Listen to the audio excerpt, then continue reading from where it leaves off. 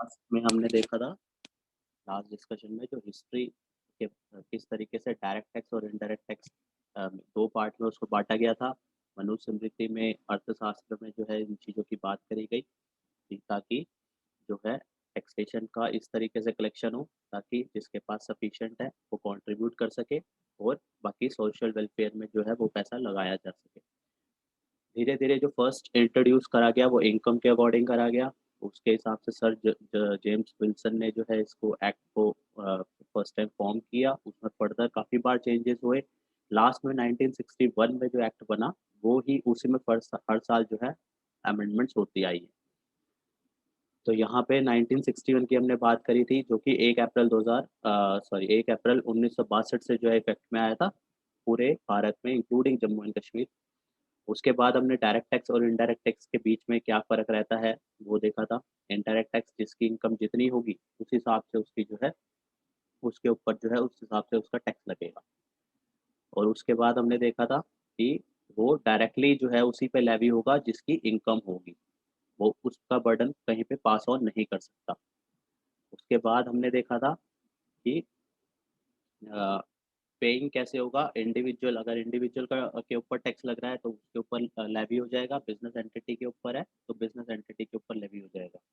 Rate of tax जो है वो स्लैब रेट के अकॉर्डिंग होता है इंडिविजुअल के केसेस में, बाकी में जो है वो फिक्स रेट रहता है। Transferability can not be transfer, जिसकी लाइबिलिटी बनेगी उसी के ऊपर ही रहेगा वो। मिस्टर ए की लाइबिलिटी है तो मिस्टर ए पे ही रहेगा, मिस्टर बी की लाइबिलिटी है तो मिस्टर बी पे ही रहेगा। तो इस तरीके से इसका लाइबिलिटी का सिनेरियो रहता है। नेचर प्रोग्रेसिव टैक्स, जैसे जैसे इनकम बढ़ेगी वैसे वैसे टैक्स भी बढ़ता जाएगा। ये सब हमने देखा था। उसके बाद हमने फिर इनडायरेक्ट टैक्स में देखा था कि इनडायरेक्ट टैक्स में क्या है। इनडायरेक्ट टैक्स में किस तरीके से लेवी होगा गुड्स और सर्विसेज में। बेसिकली ट्रांजैक्शन बेस्ड था ये। तो जिस तरीके से ट्रांजैक्शन होगी उसी तरीके से उसकी लेवी होती जाएगी। तो उसके बाद इसमें हमने देखा था course of payment. Course of payment कैसे रहेगी, tax payer to pay to government to an intermediary. जैसे हमने देखा था कि 105 कलेक्ट किए थे और उसमें से 5 रुपए जो है रख के जो है बैलेंस पोर्शन जो है हमने गवर्नमेंट को पे कर 100 रुपये अपने पास रख के 5 रुपए जो हमने एज अ टैक्स कलेक्ट किया था वो एज अ टैक्स जो है हम गवर्नमेंट को दे देंगे। उसके बाद हमने देखा था एंड इसका जो बर्डन है वो एंड कंज्यूमर के ऊपर रहता है। और उसके बाद रेट कैसे रहेगा, same for all tax payer. तो जो भी जिसके ऊपर भी लेवी होगी तो वो गुड्स के हिसाब से जो उसका टैक्स रेट बनेगा वो उस टैक्स रेट के हिसाब से उस पर लेवी हो जाएगी। तो हाई टैक्स रेट होगा तो हाई टैक्स रेट लेवी होगी। कम टैक्स रेट बनेगा तो कम टैक्स रेट लेवी होगी। ट्रांसफरेबिलिटी जो है इस पर बर्डन ट्रांसफर हो जाता है। सिर्फ एंड कंज्यूमर अपना बर्डन ट्रांसफर नहीं कर सकता क्योंकि वो रजिस्टर्ड नहीं है। फिर हमने नेचर ऑफ टैक्स देखा था कि किस तरीके से रेट डिक्रीज हो जाएगा overall with the increase of income. Income बढ़ेगी तो हमारा रेट जो है वो कम होता जाएगा। उसके बाद हमने एडवांटेजेस और डिसएडवांटेजेस के लिए अलग अलग एडवांटेजेस देखे थे कि जहाँ पे हमने एडवांटेज देखा था कि एक्साइज वर्सेस वैट की एडजस्टमेंट नहीं होती। जो है वैट वाला डीलर एक्साइज का क्रेडिट नहीं ले सकता। हमने देखा था कि इंटर स्टेट कोई भी परचेज करना नहीं चाहता था। हर स्टेट अपने बेनिफिट के लिए देखता था क्योंकि इवन स्टेट नहीं हर एक डीलर अपने हिसाब से देखेगा कि वो बाहर से अगर परचेज करेगा तो उसको उसका क्रेडिट नहीं मिलेगा। तो हर स्टेट अपने अकॉर्डिंग ही हर जो भी बिजनेस एंटिटी उस स्टेट में है वो उसी स्टेट से परचेज करती थी, बाहर से नहीं करती थी। इसके बाद हमने टैक्स ऑन टैक्स का देखा था कि किस तरीके से एक्साइज के ऊपर भी हमारा वैट लग रहा था। उसके बाद हमने डबल टैक्सेशन का भी देखा था कि कई केसेस में झगड़े ये होते थे कि ये गुड्स है या ये सर्विसेज है। सॉफ्टवेयर का हमने एग्जांपल लिया था। वहाँ पे जो है जो है सेल्स टैक्स डिपार्टमेंट उस स्टेट का जो है वो उसको गुड्स मान लेता था, साथ में सेंट्रल गवर्नमेंट उसको सर्विसेज मान लेती थी। तो वहाँ पे जो है कन्फ्लिक्ट चलता रहता था। तो ये सारी प्रॉब्लम्स को जो है रिजॉल्व करा गया। तो उसमें जीएसटी ला के यहाँ पे पहला कास्केडिंग इफेक्ट जो था टैक्स ऑन टैक्स वाला वो हट गया था। हमने इसका एग्जांपल भी रेफर किया था कि पहले जो है सर्विस टैक्स वाले को वैट का क्रेडिट नहीं मिल रहा था लेकिन बाद में उसको मिल गया था, क्रेडिट मिल गया था। तो उसके बाद हमने देखा था थ्रेशोल्ड रजिस्ट्रेशन की थ्रेशोल्ड हर केस में अलग-अलग थी। एक्साइज़ के केस में अलग थ्रेशोल्ड, वैट के केस में अलग सर्विस टैक्स में अलग। अब जो है सिंपल जो है जीएसटी की थ्रेशोल्ड देखनी होगी। अब बाकी एक्ट जो है प्रिवेल नहीं करेंगे। उसके बाद हमने देखा था जो है कंपोज़िशन स्कीम, स्मॉल बिज़नेस के लिए जो है सेक्शन 10 में जो है कंपोज़िशन स्कीम के बारे में लिखा गया। तो सेक्शन 10 जब हम पढ़ेंगे, वहाँ पे हमें कंपोज़िशन के बारे में मिलेगा कि किस तरीके से जो स्मॉल टैक्स पेयर है, इसका बेनिफिट ले सकता है कंपोज़िशन का। उसके बाद हमने करा था simple and easy online procedure. तो किस तरीके से इसका जो है हम एक एक्ट में रजिस्टर्ड हैं, तो बाकी एक्ट में भी अपने आप ही ऑटोमेटिक जो है रजिस्ट्रेशन हो जाएगी। जब हम सेक्शन 22 पढ़ेंगे रजिस्ट्रेशन का, वहाँ पे हम देखेंगे कि क्या लिखा हुआ है, वहाँ पे इस तरीके से हमें ग्राउंड मिलेंगे रजिस्ट्रेशन के चैप्टर में, जहाँ पे लिखा हुआ है कि एक एक्ट में रजिस्ट्रेशन होगा तो वो एंटायर एक्ट में जो है रजिस्टर्ड माना जाएगा। उसके बाद हमने कंप्लायंसेस देखे थे कि अब हमें जो है पहले जो है वैट, एक्साइज़, सर्विस टैक्स सबके कंप्लायंस करने की जगह अब हमारे पास सिर्फ़ और सिर्फ़ जो है जीएसटी के एम्बिट रहेगा और जीएसटी के ही हमें जो है कंप्लायंस करने पड़ेंगे। उसके बाद हमने देखा था ई-कॉमर्स ऑपरेटर। ई-कॉमर्स ऑपरेटर किस तरीके से उसको ईज़ी हो गया, पहले हर स्टेट के हिसाब से जो है उसको चलना पड़ता था। अब जो है सिम्प्लीफाइड उसको जो है 9(5) जो सेक्शन है उसके हिसाब से उसको चलना पड़ेगा। तो हर स्टेट पे जो है उसी की लेवी होगी। उसके बाद हमने देखा था improved efficiency for logistic transport के केसेस में भी जो है काफ़ी सारा जो है इजी मूवमेंट के लिए काफ़ी इजी हो गया। ई वे बिल की रिक्वायरमेंट एक स्टेटिक जो है लिमिट है इंटर स्टेट के केस में 50,000 की, तो वो भी हो गया। अब जगह जगह जो है वेयर हाउस जो है बनाने की जरूरत नहीं पड़ी। हर अनऑर्गेनाइज सेक्टर के लिए जो है रेगुलेट करना जो है इजी हो गया। वैसे केसेस में अनऑर्गेनाइज सेक्टर के लिए जो है वहाँ पे भी हमने देखा कि उसको अगर online compliance and payment for availing ITC, जो कंस्ट्रक्शन और टेक्सटाइल इंडस्ट्री को काफ़ी सारी प्रॉब्लम्स आती थी, तो उनके लिए भी ईज़ी हो। तो एडवांटेजेस के बाद हमने कुछ डिसएडवांटेजेस देखे थे, अगर फ़ायदा है तो कुछ नुकसान भी साथ में होगा कि नया सॉफ्टवेयर परचेज़ करना पड़ेगा, कुछ ना कुछ नया जो है उसको अपडेट करने के लिए जो है लाना पड़ेगा। उसके बाद हमने देखा था पेनल्टी, अब नए लॉ है तो उसको अगर ढंग से उसका कंप्लाई नहीं हुआ तो पेनल्टी भी लगेगी। तो वहाँ पे पेनल्टीज़ की भी दिक्कत आ सकती है। तो ये भी एक डिसएडवांटेज निकल के आया था। इंक्रीज़ इन ऑप्शनल कॉस्ट, जो है एक्सपर्ट्स को हायर करेगा, ट्रेनिंग देनी पड़ेगी, तो यहाँ पे कहीं न कहीं जो है हर बिज़नेस एंटिटी के लिए इंक्रीज़ इन कॉस्ट जो है वो फैक्टर वो साथ में ऐड होना जाएगा। इसके बाद हमने देखा था कि middle of the financial year में जो है ये आया था 1 जुलाई 2017 को, तो पहले 3 महीने में ओल्ड लॉ के हिसाब से उसको फाइनेंशियल्स बनाने पड़ेंगे एंटिटी को। ये जो प्रॉब्लम थी बेसिकली फर्स्ट ईयर में ही रही 2017-18 में, जहाँ पे बैलेंस ईयर के लिए जो है उसको आगे के लिए तो कोई दिक्कत नहीं है 18-19 के बाद 18-19 और एंड ऑनवर्ड्स, लेकिन 17-18 के लिए रही कि पहले 3 महीने के फाइनेंशियल ईयर जो है जो है पहले 3 फाइनेंशियल्स पुराने लॉ के हिसाब से, बाद बाकी के जो है वो नए लॉ के हिसाब से। उसके बाद जो है और जो है इसको शिफ्ट करना पड़ा। कई लोगों को पेन पेपर मोड से जो है सिस्टम बेस पे आना पड़ा। तो वहाँ पे जो है पहले जस्ट बिल बुक से जो है वो, क्योंकि अब काफ़ी सारी चीज़ें जो है उसमें प्लेस ऑफ सप्लाई उसमें डालना होता है। बहुत सारी नई-नई चीज़ें जो है ऐड ऑन हो गई है। तो उसके हिसाब से जो है उसको जो है कई लोगों को पेपर में उसमें भी आना पड़ा। तो सिस्टम होना चाहिए, फिर प्रिंटर होना चाहिए, तो वो सारी चीज़ें जो हैं कहीं न कहीं उसके उसमें भी चेंजेस करने पड़े। एसएमई के लिए जो है उसको जो छोटे सेक्टर थे उसको कंपेयर करना पड़ेगा कि उसको कंपोज़िशन में रहने में फ़ायदा है या उसको एक्जिस्टिंग जो है नॉर्मल जो 18% या 12% जो भी उसका टैक्स रेट है, उस पे टैक्स देके उसको आईटीसी का बेनिफिट लेने में बेनिफिट है, या फिर वो कंपोज़िशन में 1% या जो कोई उसका रेट पड़ता है, वो रेट विदाउट आईटीसी वो पे करे। तो कौन-सी स्कीम ऑप्ट करे, तो वो उसके लिए जो है छोटे एसएससीज़ के लिए, इसमें यहाँ पे एसएमई इसलिए लिखा गया क्योंकि हर कोई अवेल नहीं कर सकता। हम देखेंगे जब कंपोज़िशन पढ़ेंगे तो वहाँ पे कौन जो है इसको अवेल कर सकता है। यही सारे फिर हमने लास्ट में इसको समराइज़ किया था कि कास्केडिंग अगर एडवांटेजेस की बात करें तो कास्केडिंग का बेनिफिट हो गया, कंपोज़िशन टैक्स पेयर के लिए बेनिफिट हो गया, सिंपल एंड ऑनलाइन प्रोसीजर, ठीक है? उसके बाद हमने देखा था ई-कॉमर्स ऑपरेटर के लिए, ठीक है? वो उसको हर हर स्टेट की प्रॉब्लम नहीं आएगी तो उसके लिए ईज़ी हो गया। उसके बाद लेसर नंबर ऑफ कंप्लायंसेस जो है सिर्फ सिर्फ अब जीएसटी के कंप्लायंसेस ही उसको करने पड़ेंगे। उसके बाद इम्प्रूव एफिशिएंसी ऑफ लॉजिस्टिक्स, ठीक है? मूवमेंट में दिक्कत ये आएगी, एक सिंगल वेयर हाउस ही वो ऑल ओवर इंडिया से वहाँ से ही ऑपरेट कर सकता है। अनऑर्गेनाइज्ड सेक्टर के लिए जो है रेगुलाइज़ करने में ईज़ी हो। ये सारे बेनिफिट हमने देखे थे। इसके बाद अगर कहें तो हमारे डिसएडवांटेजेस क्या-क्या थे? डिसएडवांटेजेस में हमने देखा था कि कंप्लायंस जो है जीएसटी के लिए नए-नए कंप्लायंसेस हैं, तो कंप्लायंस कॉस्ट जो है बढ़ जाएगी। कॉस्ट ऑफ ऑपरेशन जो है कहीं न कहीं इंक्रीज़ हो जाएगी क्योंकि एक्सपर्ट वगैरह हायर करने पड़ेंगे। Higher tax rate for the SME. SME अगर प्रोडक्ट का रेट पहले 5% था और अब 18% में आता है क्योंकि मार्जिन पे लगता है, तो वहाँ पे भी कहीं न कहीं जो है ऐसे केसेज़ में उनके लिए टैक्स बर्डन जो है हाई हो सकता है। सॉफ्टवेयर वगैरह परचेज़ करने पड़ेंगे। ये सब हमने ऊपर कवर अप किया था, लास्ट में सम अप किया था। तो ये हमने लास्ट उसमें कवर किया था, लास्ट डिस्कशन में, यहाँ तक हमने कवर कर लिया था। फिर भी एक बार रिकॉल हर हमेशा जब भी नई चीज़ करेंगे तो पुराना एक बार जो पिछले डिस्कशन में किया होगा उसको रिकॉल करेंगे, फिर उसके बाद जो है उसमें आगे बढ़ेंगे। आज की डिस्कशन हमें करनी है हिस्ट्री ऑफ जीएसटी से शुरू।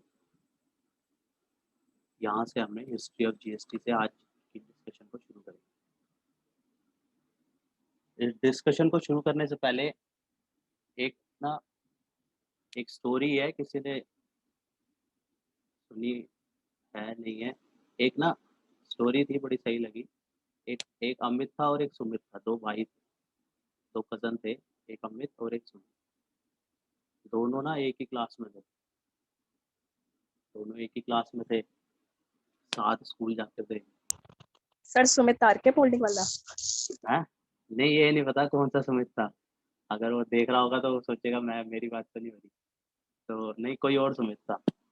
तो एक अमित और एक सुमित, 2 भाई थे, सेम क्लास में थे, ठीक है? क्लास मान लो वो 5th क्लास में थे, तो दोनों साथ जाते थे, तो और बैठते भी एकदम साथ में थे, दोनों साथ बैठते थे। यहाँ ब्लैक बोर्ड होता था, तो यहाँ पे वो दोनों बैठ जाते थे इकट्ठे। तो जो है दोनों कज़िन्स थे। तो जब अमित अमित जब फर्स्ट बेंच में यहाँ पे बैठा, तो सुमित भी आके उसी के साथ बैठ गया। तो अमित ने कहा कि तू कहीं और तूने बैठना है, कहीं और बैठ जा। उसने कहा कोई नहीं, अब मैं और तो किसी को जानता नहीं हूँ, तो हम साथ ही बैठेंगे, साथ ही पढ़ेंगे। वो आके साथ ही बैठ जाता था। तो अमित ने एक कंडीशन लगा दी उसपे कि ठीक है, तू हम साथ बैठेंगे, कोई दिक्कत नहीं है और हम पूरा एन्जॉय करेंगे। हम घर जाते हैं, घर पे भी खेलते हैं सब, हम हमेशा एन्जॉय करते हैं, एन्जॉय करेंगे, लेकिन जब हम पढ़ रहे होंगे ना, तो फिर उस टाइम हम एन्जॉय नहीं, उस टाइम हम सिर्फ़ पढ़ेंगे। तो सुमित मान जाता है, कहता है सुमित कहता है ठीक है यार, ठीक है, उस टाइम सिर्फ़ पढ़ेंगे, कोई दिक्कत नहीं। अब दोनों साथ बैठ जाते हैं, पढ़ने लग जाते हैं।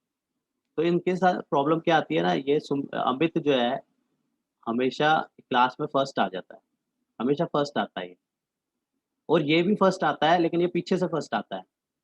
ये लास्ट से फर्स्ट आता है, वो टॉप से फर्स्ट आता है। तो ये परेशान, घर वाले परेशान हो जाते हैं, ये चक्कर क्या है, ये दोनों साथ ही जाते हैं, साथ ही बैठते हैं, ठीक है? खेलते भी साथ ही हैं, दोनों दोनों एक तरीके के 2 भाई के साथ बेस्ट फ्रेंड भी होते हैं, तो साथ ही रहते हैं। लेकिन ये आगे से फर्स्ट आता है, ये पीछे से फर्स्ट आता है। तो इसने जो कंडीशन लगाई होती है उसपे कि भई बाकी टाइम पूरी मस्ती करेंगे, हर टाइम मस्ती करेंगे, कोई दिक्कत नहीं है, लेकिन जब हम पढ़ रहे होंगे ना, तो उस टाइम पे सिर्फ़ पढ़ेंगे और कुछ नहीं करेंगे। तो ये होता क्या है, तो उस टाइम पे अमित ने कंडीशन लगा दी, अब सुमित को माननी पड़ी, वो किसी और को जानता नहीं, वो साथ बैठ गया, उसको पढ़ना पड़ गया। तो होता क्या था उस टाइम पे, जो 1-2 घंटे का जो जितने टेन्योर का वो पीरियड होता था पढ़ने का, वहाँ पे वो अमित तो कंसंट्रेशन के साथ पढ़ रहा होता था। अब सुमित इधर-उधर देखता रहता था, इधर-उधर, उसको मन तो करे नहीं, लेकिन वो मजबूर है, क्या करे, साथ बैठना है और किसी को जानता नहीं। अब वो जो है मजबूर होके बेचारा बैठता था, लेकिन वो पढ़ता नहीं था। अब वो कुछ बोलने भी ना दे अमित उसको, क्या है, उसने शर्त रख दी थी कि भैया तूने अगर बैठना है, तो फिर उस टाइम पे जो है डेडिकेटेडली पढ़ना पड़ेगा, नहीं तो फिर तू कहीं और जाके बैठ जा। तो वो इसलिए वो बेचारा पीछे से फर्स्ट आ जाता था। अब होता क्या था, वो एज़ अ टीचर टीचर के लिए क्या होता था, टीचर तो जब इसके पेरेंट्स जो है गए टीचर के पास, कहते हैं टीचर कहती है देखो हम तो यहाँ पे हमारे बैच में जो है 68 बच्चे हैं, तो मैं तो जितना बोलता हूँ या बोलती हूँ हर एक को सेम सुनाई देता है। अब इसमें से एक जना फर्स्ट आ रहा है, कोई सेकंड आ रहा है, कोई थर्ड आ रहा है और कोई पीछे से फर्स्ट, सेकंड, थर्ड आ रहा है। तो हमारे लिए तो सारे हमने जितनी बात बोली वो सबको बराबर सुनाई दी। लेकिन उसको कितनों ने उसको सीरियसली लिया, कितनों ने ग्रैब किया, वो उसके ऊपर है। वो उसी के ऊपर है कि उसको वो फर्स्ट आना चाहता है, सेकंड आना चाहता है, थर्ड आना चाहता है या पीछे से फर्स्ट आना चाहता है, सेकंड आना चाहता है, थर्ड आना चाहता है। तो बेसिकली ये चीज़ बड़ी सही लगी, कल मैं ऐसे ही उस पे देखी थी कहीं पे, तो उसपे बड़ी सही लगी कि उसने एक टीचर ने जो बात बोली कि मैंने तो हर एक को एक ही जो मैंने बात बोली वो सब तक बराबर पहुँची। लेकिन उसने उसमें किसका मोड क्या था उसको उस बात को टैकल करने का, कौन उसको बात को कितना सीरियस ले रहा था, कौन वो चाहता है कि ठीक है यार पढ़ना ही तो है, फॉर्मेलिटी है, पढ़ लेते हैं। तो वो डिग्री ऑफ सीरियसनेस हर एक की अलग-अलग थी। तो जिसकी डिग्री ऑफ सीरियसनेस जितनी थी, उसको उस हिसाब से उसका रिज़ल्ट मिल गया। तो ये जस्ट मेरे को कल दिखी तो मैंने कहा एक बार कल जब हम डिस्कस करेंगे तो इसको एक बार बात ज़रूर करेंगे इसके बारे में क्योंकि इसी चीज़ का फ़र्क हर जगह ही पड़ता है, कि हम कोई भी काम कर रहे हैं तो हमारे हर एक का थॉट प्रोसेस अलग-अलग हो सकता है। हो सकता है मेरा थॉट प्रोसेस जो है वो दूसरे का उससे डिफ़र हो। तो ऐसे ही हर जगह होता है कि हम अगर पढ़ने बैठ रहे हैं या कुछ भी कर रहे हैं तो ये 2 अगर हम 2 घंटे बैठ रहे हैं, तो 2 घंटे या तो हम फ़िज़िकली अगर हम बैठ रहे हैं तो साथ में मेंटली भी बैठें, तब तो फ़ायदा है। पता लगे फ़िज़िकली हम यहाँ हैं और मेंटली हम कहीं और ही ख़्यालों में घूम रहे हैं, तो फिर उस चीज़ का फ़ायदा नहीं है। तो इसलिए जो है अगर फ़िज़िकली हम 2 घंटे यहाँ पे हैं, तो हमें मेंटली भी 2 घंटे यहीं पे ही होना का पड़ेगा और 2 घंटे हम मेंटली डेडिकेटेडली बैठ गए, तो बहुत सही है। मोबाइल को उस टाइम पे साइलेंट पे कर दिया, साइड रख दिया, 2 घंटे की बात है, 2 घंटे में बड़ा हमने इतिहास रख देना है, लिख देना है फिर। तो इस टाइम पे तो इसलिए बस ये ऐसे ही एक ध्यान में आया तो डिस्कस कर लिया, चलो अब आगे बढ़ते हैं। ये प्रवचन चल जाते हैं बीच-बीच में। तो अब हम डिस्कस करेंगे हिस्ट्री ऑफ जीएसटी। तो हमें डिपेंड करता है हमें सुमित की कैटेगरी पे आना है या अमित की कैटेगरी पे आना है, हमारा थॉट प्रोसेस पे डिपेंड करता है कि हम क्या सोचते हैं उस बारे में, है ना? तो कुछ हैं जो मुझे लगता है हमारे उसमें हम तो चाहते हैं कि सारे जो है हम सारे मिलके अमित बने और ऑलमोस्ट लगता है कि काफ़ी लोग हम में से अमित बन जाएँगे। तो हिस्ट्री ऑफ जीएसटी में सबसे पहले हम बात करेंगे सन 2000 की। सन 2000 में ये जो जीएसटी था 2021 में आया। इसको 21 साल का जो इसका सफ़र रहा, तो किस तरीके से इसका सफ़र रहा, ये नहीं है कि इसको रातों-रात जो है फाइनल किया कि चलो यार ये कुछ मज़ा नहीं आ रहा पुराने लॉ में, कुछ नया करते हैं, आज कुछ तूफ़ानी करते हैं और जीएसटी जो है रात को 30 तारीख की रात को 12 बजे बटन दबा दिया कि कल से भाई जीएसटी आएगा।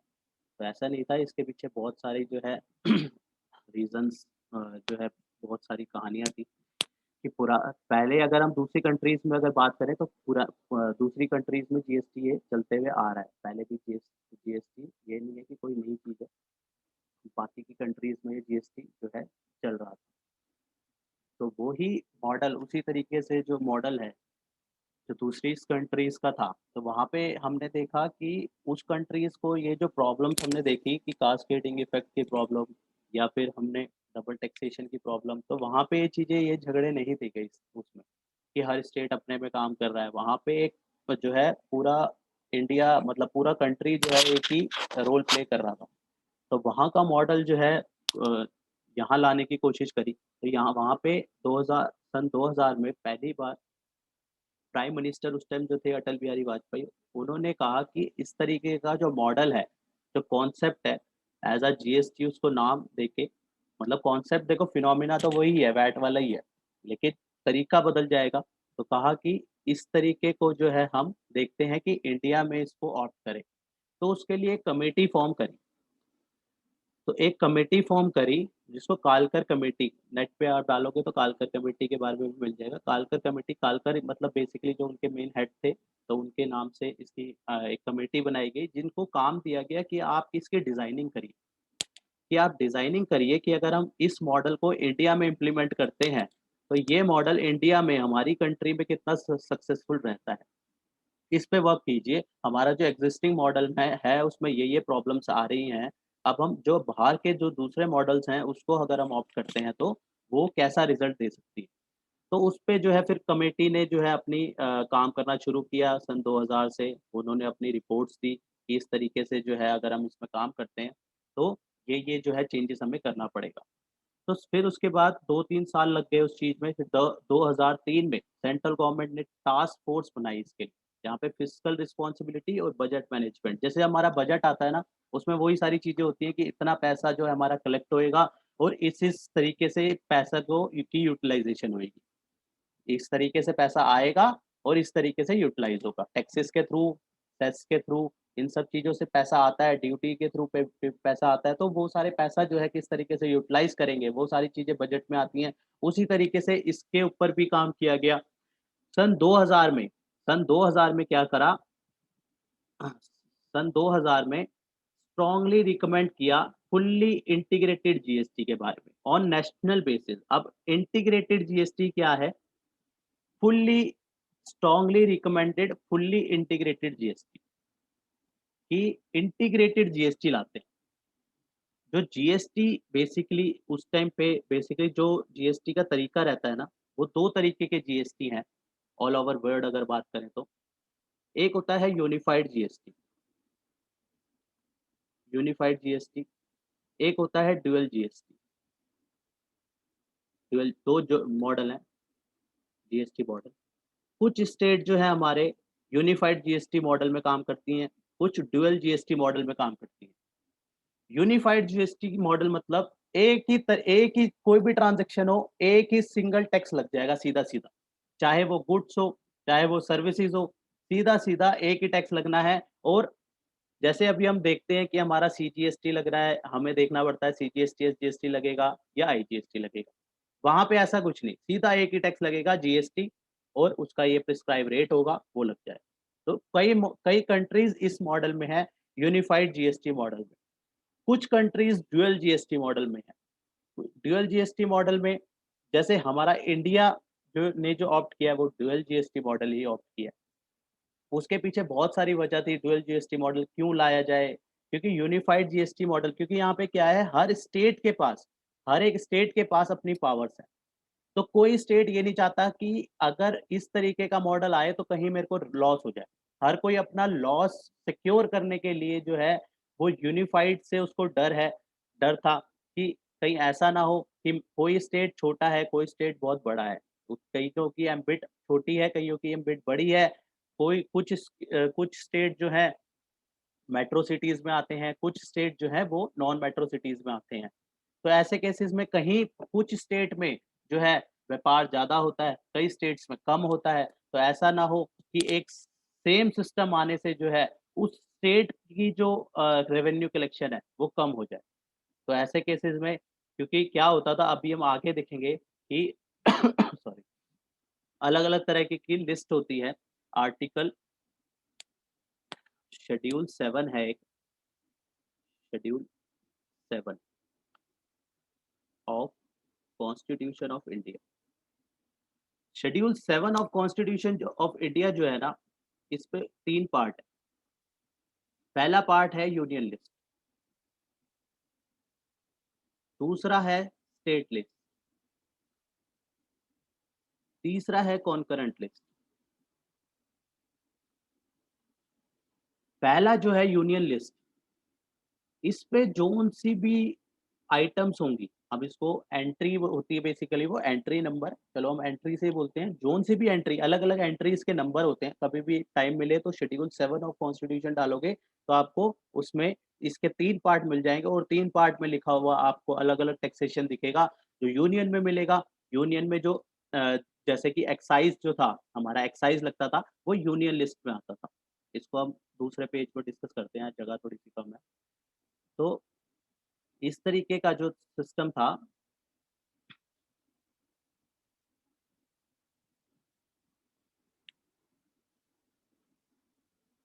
शेड्यूल 7 की अगर हम बात करें, कल इसको हम और डिटेल में करेंगे जब हम इसका परसों कॉन्स्टिट्यूशन ऑफ इंडिया इसमें जो एक्ट पास हुआ था उसके बारे में जब हम डिस्कशन करेंगे, तो हम इसको और डिटेल में करेंगे। वहाँ पे हम इसकी रेफ़रेंस भी लेंगे साथ में कि क्या इसमें था, इसमें 3 लिस्ट की बात करी हमने, यूनियन लिस्ट, दूसरी हमने बात करी स्टेट लिस्ट, तीसरी हमने बात करी कॉन्करेंट लिस्ट। अगर हम ओल्ड सिनेरियो की बात करें, ओल्ड सिनेरियो की, तो हमारे पास अगर हम बात करें मोटा-मोटा एक्साइज़, सर्विस टैक्स, ठीक है? जो हमने अभी तक जो हमने डिस्कशन करा उस तरीके से अगर हम चेंजेस की बात करें, और यहाँ पे आता था और हमने क्या बात करी थी, वैट की, वैट। तो जिस जिस टैक्स को लगाने की पावर, जिस टैक्स को लगाने की पावर सेंट्रल गवर्नमेंट के पास होती थी, जिस टैक्स को लगाने की पावर सेंट्रल गवर्नमेंट के पास होगी, वो टैक्सेस जो है कहाँ आ जाएँगे? वो टैक्सेस आ जाएँगे हमारे यूनियन लिस्ट पे। जिस टैक्सेस को लगाने की पावर किसके पास हो जाएगी? स्टेट गवर्नमेंट के पास। वो हमारे मैटर्स कहाँ आ जाएँगे? State list. और कुछ मैटर्स ऐसे होंगे जो दोनों की रज़ामंदी चाहिए जिसके लिए, तो वो मैटर्स कहाँ पे आ जाएँगे? जहाँ पे state government plus central government दोनों की रज़ामंदी चाहिए, तो वहाँ पे उस मैटर्स के लिए जो है जो है कॉन्करेंट लिस्ट बनाई जाए। तो इस तरीके से जो मैटर्स थे, एंट्री, यहाँ इसमें एंट्री नंबर होता था, जैसे कई इनकी अलग-अलग एंट्रीज़ होती थी, कोई एंट्री नंबर 54 में आता था, तो इस तरीके से एंट्रीज़, जब हम कल वो वाला चैप्टर देखेंगे परसों, वहाँ पे हम देखेंगे कि कौन-सी एंट्री नंबर पे उसको जो है लिखा गया था, जैसे सर्विस टैक्स बाद में इम्पोज़ करा गया था, तो वो अलग से जो है यहाँ पे ऐड ऑन करके बाद में फिर उसको रिमूव कर दिया था। तो वहाँ पे हम इसका रेफ़रेंस लेंगे, तो यहाँ पे क्या था कि अलग-अलग लिस्ट के अंदर अलग-अलग जो है टैक्सेस थे, शेड्यूल 7 के अंदर। अब ये टैक्सेस इन इस लिस्ट में से कुछ टैक्सेस हटाने थे।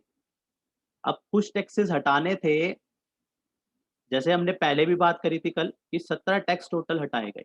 कुछ कुछ जो है इसमें से हटाए गए। आज हम देखेंगे, अभी हम जैसे ही इसमें आगे बढ़ेंगे, तो कौन से टैक्सेस जो है यूनियन लिस्ट से हटाए गए थे और कौन से स्टेट लिस्ट से हटाए गए थे, वो अभी हम आगे रेफर करेंगे। तो यहाँ से कुछ जो है पावर सेंट्रल गवर्नमेंट के पास है कंप्लीटली, बोली पावर, और कुछ जो है पावर बोली स्टेट गवर्नमेंट के पास है। इसका जो कलेक्शन है कहाँ जाएगा? जो हमने कल एग्ज़ाम्पल भी लिया था, जो उसकी कलेक्शन हो रही थी वो केजरीवाल के पास जा रही थी। हमने दिल्ली गवर्नमेंट का जहाँ एग्ज़ाम्पल लिया था, फिर हमने सर्विस टैक्स का लिया था, वहाँ पे कलेक्शन कहाँ जा रही थी? वहाँ पे कलेक्शन जो है सेंट्रल गवर्नमेंट के पास जा रही थी। सर्विस टैक्स की जब हमने बात करी थी, एक्साइज़ की बात करी थी हमने, उसकी भी जा रही थी सेंट्रल गवर्नमेंट के पास, जो प्रॉब्लम क्रिएट हो रही थी कि क्रेडिट नहीं मिल रहा था। तो इस तरीके का जो पावर है, वो हर एक के पास अलग-अलग है। अब स्टेट को क्या टेंशन है कि इस तरीके का जीएसटी ना आ जाए कि हमारा जो रेवेन्यू इन मॉडल से कलेक्ट हो रहा है, और जो सेंट्रल भी बाद में जो कलेक्शन होती है उसको असाइन करता है स्टेट्स को, स्टेट में बाँटेगा। सेंट्रल सारा अपने पास नहीं रख लेगा, उसको भी स्टेट में भी बाँटेगा। तो इसकी जो अपनी कलेक्शन है, जो इसकी अपनी कलेक्शन है, प्लस इसको जो पैसा आना है, प्लस इनकमिंग इसको हम कह देते हैं, जो पैसा आना है, वो ऐसा ना हो, कोई ऐसा मॉडल ना आ जाए, कोई ऐसा तरीका ना आ जाए कि हमें इससे इसका जो अभी हमें रेवेन्यू आ रहा है, उसका हमें डिक्लाइन हो जाए। हमारे को अब जो पैसा आ रहा है एक्जिस्टिंग, वो हमें डिक्लाइन हो जाए। लेकिन जो है ये जीएसटी मॉडल ऐसा था कि जो प्रॉब्लम्स लोगों को थी कि क्रेडिट नहीं मिल रहा, इसलिए वहाँ पे क्रेडिट मिल रहा है, हमने देखा बेनिफिट था, तो लाना भी ज़रूरी था। तो लाना ज़रूरी है, लेकिन स्टेट जो है इस तरीके से नहीं मानेंगे। जिस स्टेट को उस मॉडल से बेनिफिट हो जाएगा, वो तो मान जाएगी, लेकिन जो है जिसको नहीं होगा, वो नहीं मानेगी, लेकिन मनाना सबको पड़ेगा। तो इसलिए जो है यहाँ पे ज़रूरत पड़ी आर्टिकल को ही चेंज करने की। इसलिए कॉन्स्टिट्यूशन में ही चेंज करने की ज़रूरत पड़ी। इस तरीके से नहीं था कि कहीं पे अलग से जो है हम जीएसटी को लिख दें। ऐसा नहीं है कि अलग से यहाँ पे जीएसटी को लिख दें। तो यहाँ पे भी ऐसा नहीं है कि हम जीएसटी को यहाँ पे लिख दें। अगर ऐसी बात है तो जीएसटी को यहाँ पे लिख दें। कॉन्करेंट लिस्ट में जीएसटी को डाल दें। क्योंकि कुछ एक तो हटाने हैं, कुछ हटाने हैं, 17 आइटम हटानी है, नई आइटम लानी है, और अगर जीएसटी को यहाँ पे डाल दिया, तो सेंट्रल गवर्नमेंट के साथ-साथ स्टेट की भी पावर तो रहे, और central government sorry state government के साथ-साथ सेंट्रल की भी पावर रहेगी। तो हो सकता है सेंट्रल को जो है स्टेट को लॉस हो रहा हो लेकिन सेंट्रल अप्रूव कर दे, तो सेंट्रल स्टेट को तो सिक्योर होना ही होना है। तो अभी हम एक लॉ और देखेंगे, जब हम इस पे बाद में हम लास्ट में डिस्कस करेंगे एक कि जीएसटी कंपनसेशन एक्ट। जब हम कल के उसमें डिस्कशन में आर्ट वो पढ़ेंगे, कॉन्स्टिट्यूशन अमेंडमेंट एक्ट पढ़ेंगे, वहाँ पे हम देखेंगे कि सेफगार्ड करने के लिए जो है एक कंपनसेशन एक्ट भी लाया गया। कंपनसेशन एक्ट क्या कहता है? कंपनसेशन एक्ट कहता है कि अगर किसी को लॉस हो रहा होगा, किसी स्टेट को इस जीएसटी आने पे लॉस होएगा, तो कंपनसेशन एक्ट के थ्रू जो है उसको बेनिफिट दे दिया जाएगा। और ये जो है, लेकिन इसका पीरियड यहाँ पे 5 साल का रखा गया कि 5 साल तक, 2017 से शुरू हो जाएगा 2022 तक। अगर किसी स्टेट को लॉस होता है तो इस कंपनसेशन एक्ट की तरह से, क्योंकि सेंट्रल को कहीं न कहीं स्टेट को तो मनाना ही है। अगर स्टेट नहीं मानेगा तो बिल पास नहीं होगा। कोई भी एक्ट आने से पहले, कोई भी एक्ट आने से